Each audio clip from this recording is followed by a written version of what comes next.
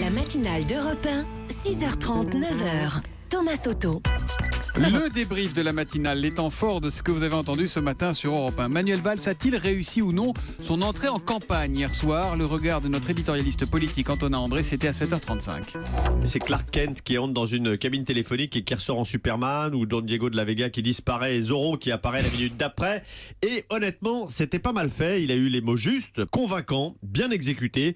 Sauf que Manuel Valls n'est pas François Fillon. Je m'explique. François Fillon a été Premier ministre il y a 5 ans. La droite amnésique a effacé ses années Sarkozy. Il n'a pas été plombé par son bilan. Manuel Valls, le bilan de François Hollande, il en sort, il l'incarne et ses adversaires dans la primaire vont l'y enfermer.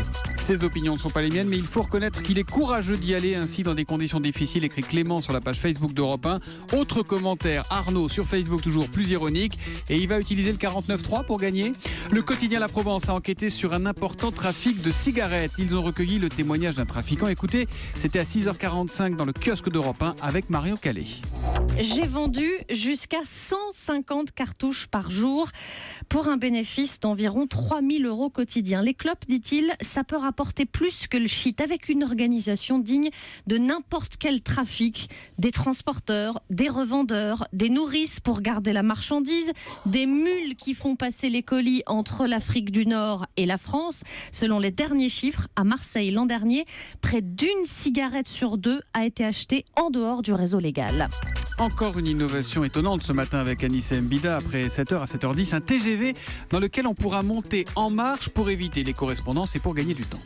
On va utiliser des navettes, un deuxième train en fait, qui va rattraper le premier en roulant juste à côté sur une voie parallèle. Il va se caler à la même vitesse, les portes vont s'ouvrir, ce qui permettra de passer et de monter et de descendre, alors que le train est en marche. Tout est calculé à la virgule près. Et puis la passerelle d'un train à l'autre aura une certaine tolérance, ça sera souple. On aura l'impression d'être comme, vous savez, dans les soufflets quand on passe d'un wagon à l'autre.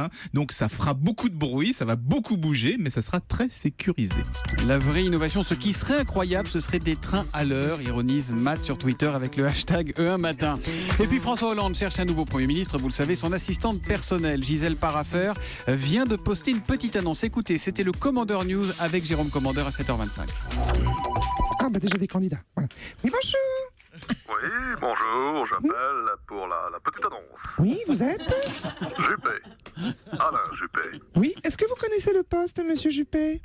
Oui, très bien.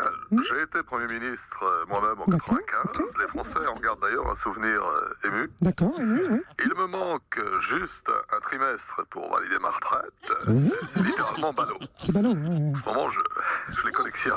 Voilà, la candidature d'Alain Juppé qui ne sera pas retenue. Rappelons plus sérieusement que Manuel Valls est dans le bureau de François Hollande au moment où on se parle. On y reviendra tout à l'heure dans le journal de 9h.